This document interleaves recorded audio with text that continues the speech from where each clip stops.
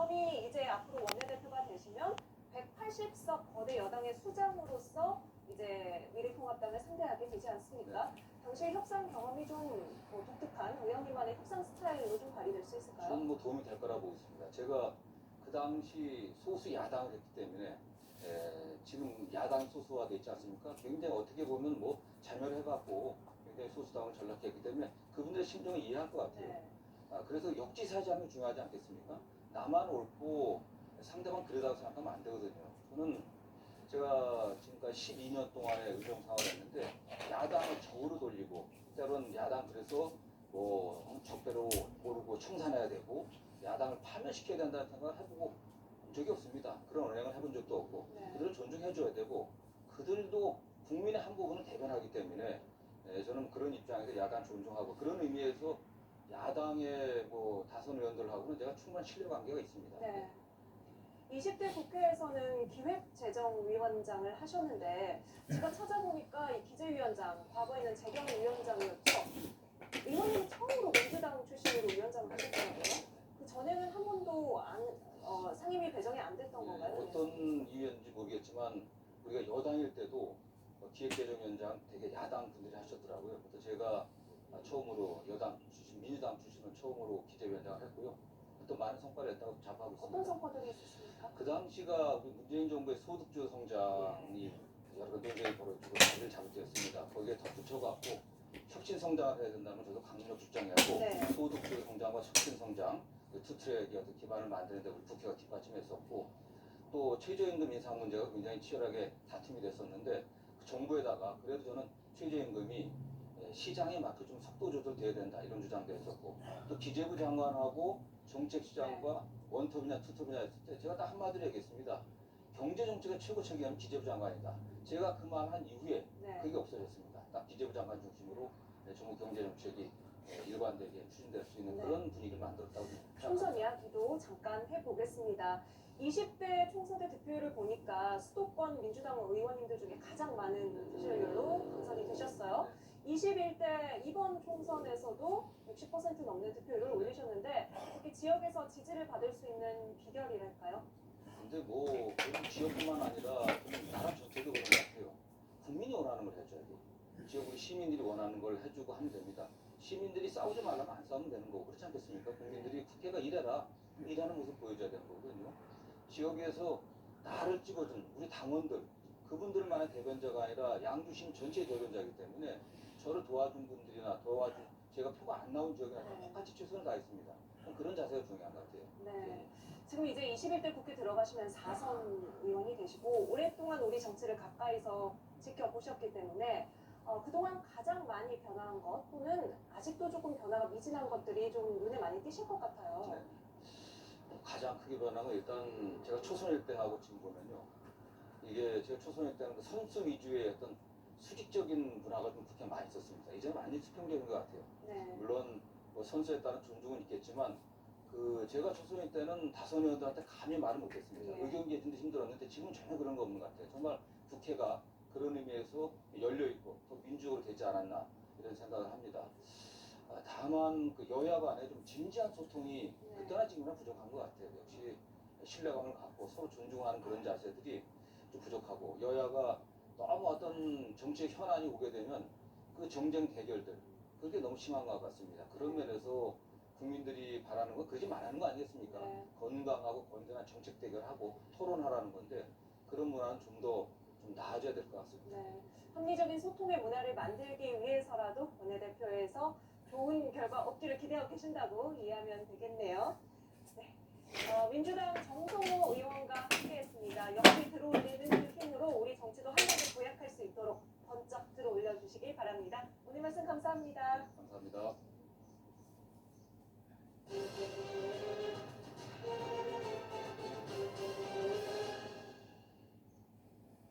정부가 황금 연휴 기간 코로나19 확산을 막기 위해서 여행지나 관광시설에서 지켜야 할 기본 수칙을 마련했습니다.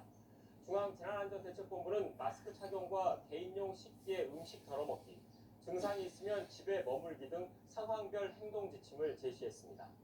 또 시설 예약제 도입과 관광지 내 한 방향 동선 마련, 차량 이동 관람 등 사회적 거리 두기를 지킬 수 있는 방안을 최대한 모색해달라고 각 지자체에 당부했습니다. 여행자와 사업주들이 여행 경로별로 지켜야 할 기본 수칙을 문화체육관광부 홈페이지나 대한민국 구석구석 누리집을 통해 확인할 수 있습니다. 이번 황금 연휴 동안 우리나라의 대표적인 관광지죠. 제주에 18만 명 가까운 여행객이 찾을 예정입니다.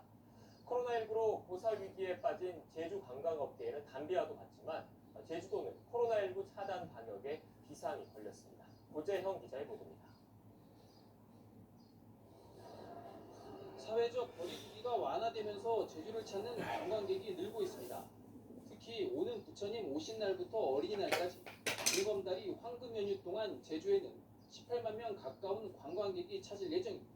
황금 연휴 기간 내 입도 예상 관광객은 17만 9,060명으로 작년 대비 43.2% 감소하였으나 코로나19 이후 완화된 사회적 거리두기 기간 연장 등 영향으로 증가한 입도객 수치를 보이고 있습니다. 연휴 동안 호텔을 비롯한 숙박시설 예약률은 70%까지 올랐고 골프장은 이미 예약이 꽉 찼습니다.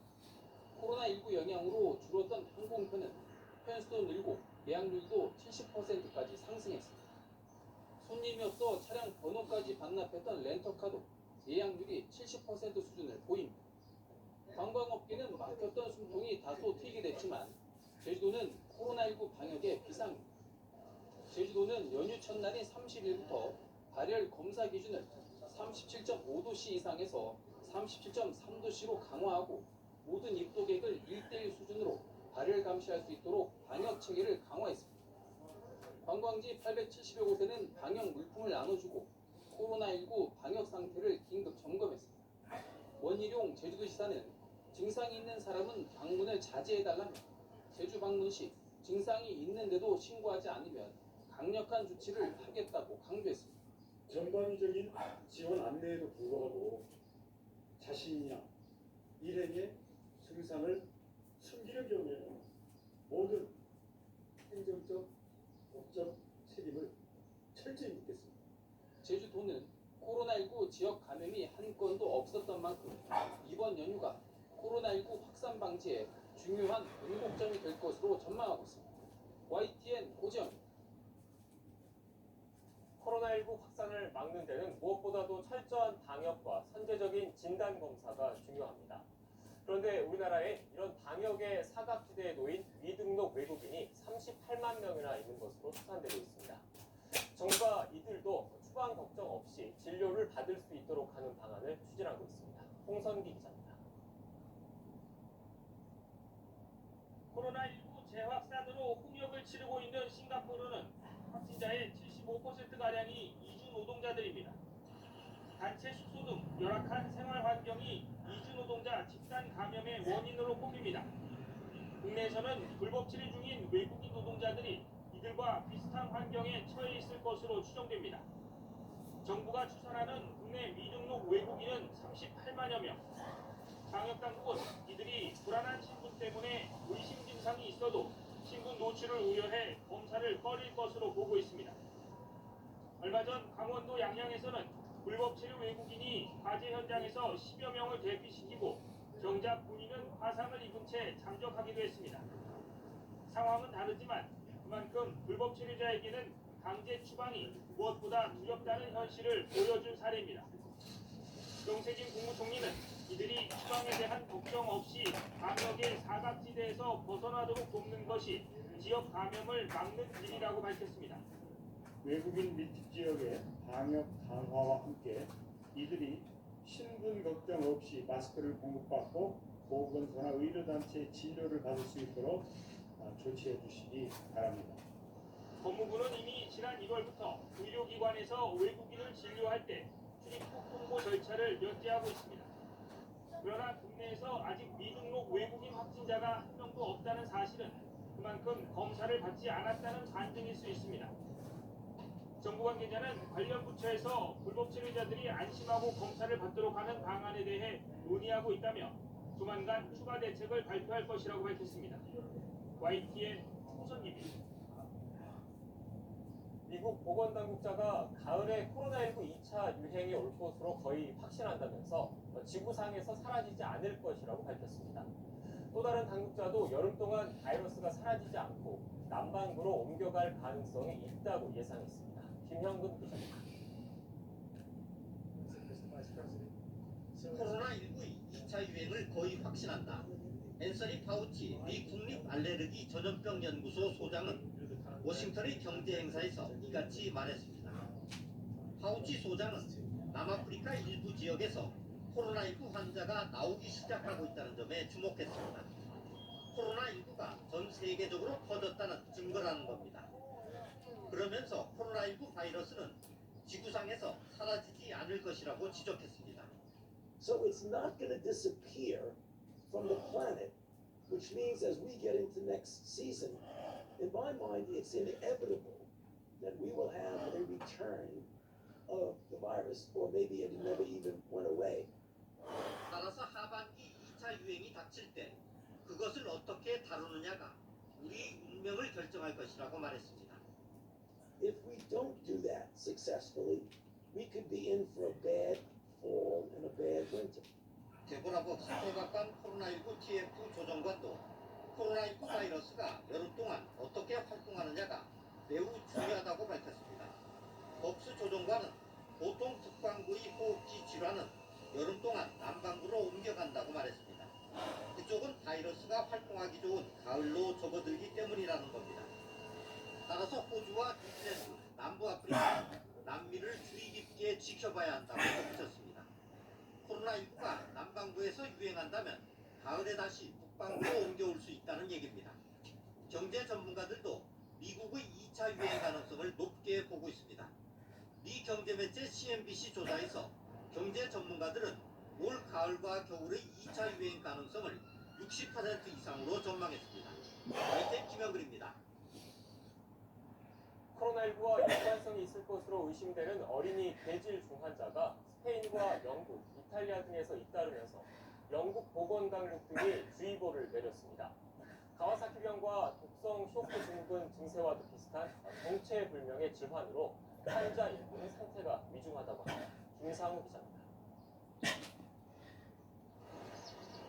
코로나19의 확산이 꺾이면서 부모 동행을 조건으로 14살 이하 어린이들의 제한적 외출이 허용된 스페인. 거의 한 달 반 만에 증세가 풀려 외출의 자유를 만끽했지만 당국이 새로 내린 또 다른 주의보로 바짝 긴장하고 있습니다.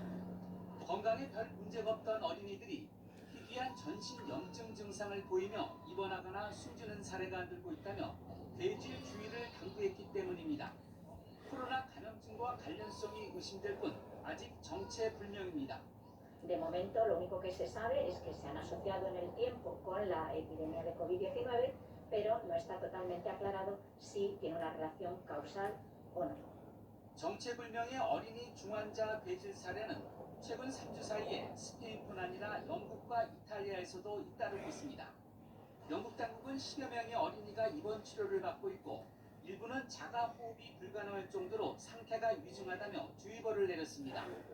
환자들은 공통으로 발진과 호흡곤란 등의 증세가 나타나는 독성 쇼크 증후군과 과사티병과 비슷한 증세를 보였고 일부는 코로나19 양성 판정을 받았습니다. 가와사키병은 18살 이하에서 심장 이상 등을 초래하는 급성 열성 질환입니다. We have become aware in the last few days of reports of severe illness in children, which might be a Kawasaki-like disease. So we're not sure at the moment. It's really too early to say whether there is a link. But what I should say is our advice to parents is that this sort of disease is very, very rare. 영국 등의 보건당국은 염증성 증세가 코로나19와 연관성이 있을 것으로 의심하면서도 또 다른 원인이 있을 가능성을 열어둔 채 뇌질 조사에 착수했습니다. YTN 김상호입니다. 중국이 최근 하얼빈시에서 집단 감염을 일으킨 코로나19가 기존에 중국에서 유행했던 바이러스와 다르다며 미국에서 유입된 다른 종류의 가능성을 제기했습니다. 관건 매체인 중국 신문망과 글로벌타임스는 하얼빈시 환자 21명의 유전체 정보를 분석한 결과 외국에서 유입된 하나의 전염원에서 시작됐으며 이것은 기존의 중국인들 사이에 번졌던 바이러스와 유전체의 서열이 분명히 다르다고 전했습니다. 우리 우리나라 공항의 코로나19 대응 검역을 외국과 공유하기 위한 첫 화상회의가 개최됐습니다.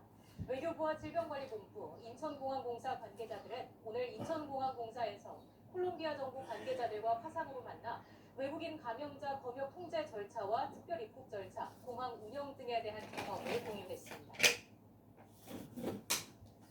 코로나 사태로 나라 사이 이동이 그 어느 때보다 힘들어진 가운데 우리 기업인 수백 명이 오늘 전세기를 타고 베트남으로 향했습니다.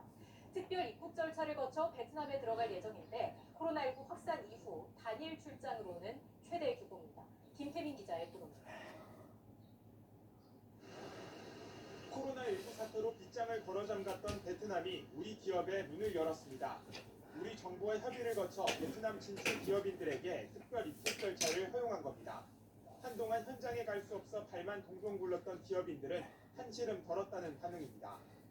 나름 큰 프로젝트를 진행 중이기 때문에 그런 일정에 맞게끔 진행이 돼야 되는데 인력 투입도 하고 모든 게 진행이 돼야 되는데 그래서 이 기회 때문에 그나마 그런 일정을 지킬 수 있을 것 같아서 이번 기회로 대기업과 중소기업 등 모두 143개 기업 340명이 전세기를 타고 출장길에 올랐습니다. 앞서 삼성과 LG 등 개별 기업이 베트남에 들어간 사례는 있었지만 이런 대규모 입국은 코로나 확산 이후 처음입니다. 이번 특별 입국은 한국과 베트남 정상 간 대화에서 경제활동 보장에 대한 공감대가 형성되면서 급물살을 탔습니다. 이후 정부 부처와 재계단체가 나서 입국 협의부터 비자 발급, 격리호텔 섭외 등 전 과정을 주도하며 성사됐습니다. 베트남과 한국 사이의 어떤 이런 프로그램의 지속 가능성, 또 이러한 프로세스를 다른 나라에도 계속 확산시킬 수 있고 다른 나라들과 함께 해서 세계적으로 표준화가 될 수 있는 그런 기대도 가져봅니다. 앞으로 우리 기업인들은 베트남에서 2주 동안 격리 기간을 거친 뒤 다음 달 13일부터 근무를 시작할 예정입니다. 정부는 출장단과 동행해 격리 기간 중 베트남 언어, 문화 등에 대한 지원을 이어간다는 계획입니다. YTN 김태민입니다.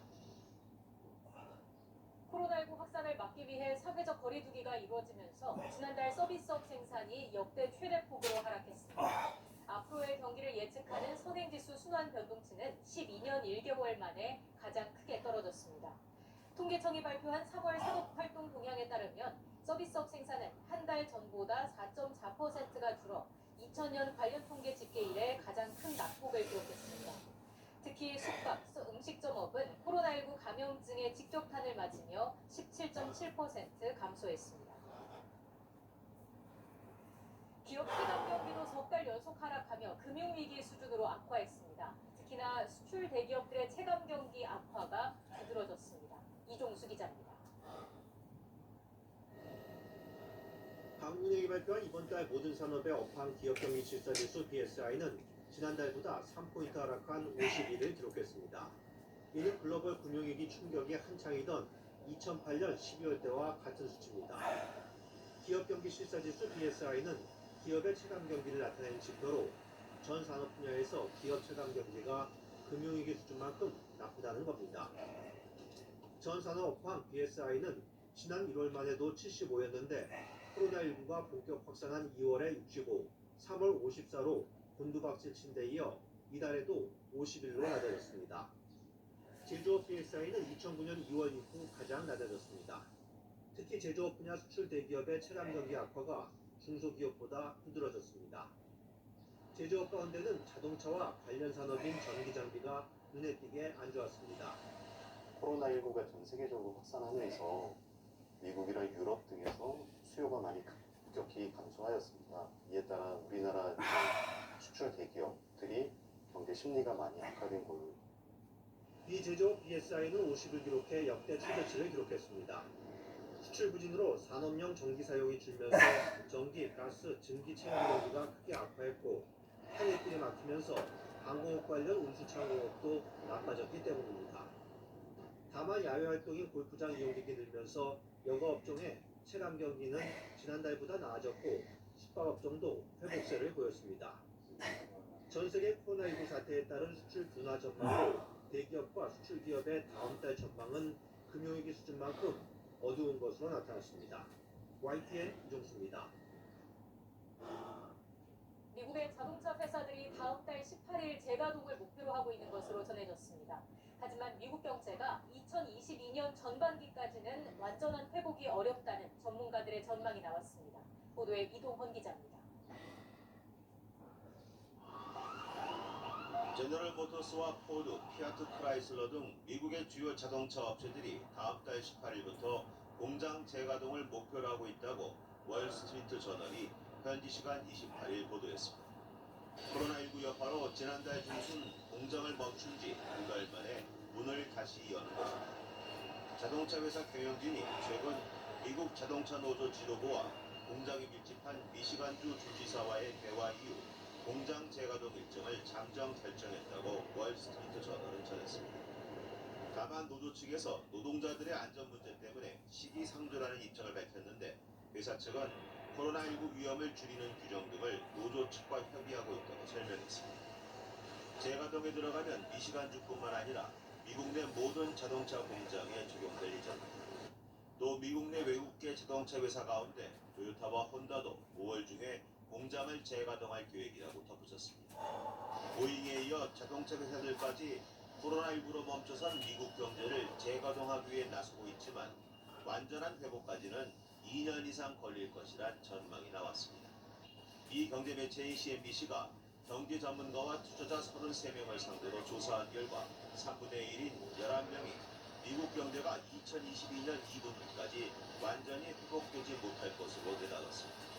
반면 19%는 경제 회복 시기를 올해 연말로, 또 다른 19%는 연말보다 빠른 시기에 회복될 것으로 전망했습니다. 미국의 실업률은 오는 8월 19%로 정점을 찍은 뒤 서서히 내려가 내년 말 7%를 기록하고 기준금리는 올해 말까지 제로 수준을 유지하다가 내년 1.9% 수준으로 인상될 것으로 예상했습니다. YTN 이동원입니다. 코로나19로 전 세계 프로스포츠가 모두 중단됐습니다. 하지만 상황이 가장 심각했던 미국과 유럽의 확산세가 누그러지면서 각 리그가 서서히 재개를 위한 움직임을 보이고 있습니다. 허재원 기자가 보도합니다. 코로나19 개막이 미뤄진 메이저리그가 오는 6월 말 개막할 수 있다는 전망이 나왔습니다. 미국 언론들은 코로나19 확산세가 누그러짐에 따라 6월 말이나 7월 초에 시즌을 시작해 각 팀이 최소 100경기 이상을 치르는 방안을 검토 중이라고 보도했습니다. 리그 축소는 이미 확정된 가운데 일단 개막전은 관중 없이 치러질 가능성이 큽니다. 또 MLB 사무국은 이동거리를 최소화하기 위해 동부와 중부, 서부 등 3개 지구에 각각 10개 팀씩 묶어 경기를 치르는 방안을 논의 중인 것으로 전해졌습니다. 6월 말 개막 가능성이 커지면서 각 구단이 다시 훈련 일정을 짜고 있는 가운데 국내에 머무는 템파베이 최지만도 다음 달 중순 미국으로 출국할 예정입니다. 2만 명이 넘는 사망자가 나온 스페인 역시 프로축구 리그 재개를 위한 준비에 들어갔습니다. 페드로 산체스 스페인 총리가 코로나19 규제 완화 방안을 발표했는데 프로리그 재개와 관련한 내용이 포함된 겁니다. La apertura de entrenamientos individuales, de deportistas profesionales y federados y el entrenamiento básico de ligas profesionales. 라리가 팀들은 이에 따라 다음 달 4일부터 개인 훈련을 시작하고 11일부터는 소그룹 훈련으로 이어갈 계획입니다. 스페인 정부는 2주마다 상황을 평가해 단체 훈련과 경기 재개 시점을 결정할 예정입니다.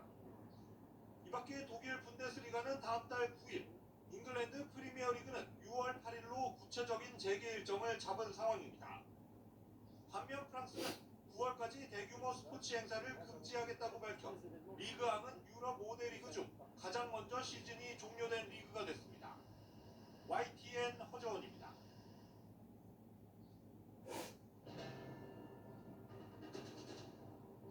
솔직히 말씀드리면요, 교감 가시려고 하면 가질 수 있고 안 가시려고 하면 안 가질 수 있어요. 원하시는 대로 할 수 있어요.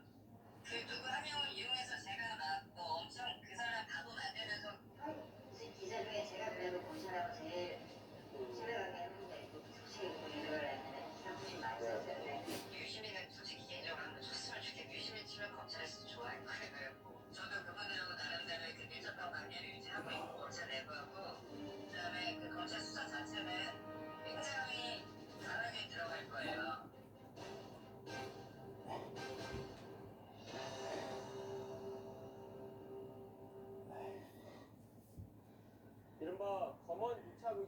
고발 사건을 수사하고 있는 검찰이 채널A에 대한 압수수색에 난항을 겪고 있습니다. 서울중앙지검은 어제 오전 서울 광화문 채널A 본사 보도본부에 대한 압수수색을 진행하는 과정에서 기자들이 반발해 이틀째 대치 상황을 이어가고 있습니다. 채널A 측은 검찰이 취재 과정을 문제 삼아 보도본부를 압수수색하는 것을 시도하는 것은 언론 자유를 침해하는 것이라며 압수수색에 대해서 항의했습니다. 검찰은 압수수색을 원만하게 진행하도록 최선을 다하면서도 관련 자료는 반드시 확보하겠다는 입장을 밝혔습니다. 경기도 이천시의 한 공사 현장에서 폭발과 함께 불이 났습니다. 현재 소방서에서 출동해 진화 작업을 벌이고 있습니다. 건물 안에 작업자 2명이 고립됐다가 구조됐는데 한 명은 의식이 없는 상태입니다. 취재기자 연결합니다. 구정원 기자. 네, 사회부입니다. 네, 불이 언제 난 거죠? 네, 우선 불이 난 건 오늘 오후 1시 반쯤이었습니다. 경기도 이천에 있는 물류창고 공사 현장에서였는데요. YTN의 시청자 제보 화면이 툭툭 들어오고 있는데 함께 보면서 보시겠습니다. 영상을 보면 4층짜리 건물이 시커먼 연기로 뒤덮여 있습니다. 소방대원들이 쉴 새 없이 물을 쏟아붓는 모습도 볼 수 있는데요. 하지만 연기는 멈추지 않고 계속 뿜어져 나오는 모습입니다. YTN에 제보한 시청자에 따르면 공사 중이던 건물에서 갑자기 펑하는 굉음과 함께 불길이 치솟았다고 합니다. 사고 직후 건물 안에 인부 2명이 고립돼 있었던 것으로 파악됐는데요. 조금 전에 구조를 마치고 근처 병원으로 급히 이송했습니다. 현재 한 명은 의식이 없는 상태로 전해졌는데요. 이 구조된 2명 말고도 나머지 4명이 경상자가 추가로 파악된 것으로 전해졌습니다. 또 건물 안에 다른 사람이 남아있을 가능성도 적지 않은 상황입니다. 소방당국은 인근 소방서에 소방력까지 동원하는 대응 2단계를 발령하고 구조 작업에 나섰습니다. 사수자 등 장비 50대와 인력 104명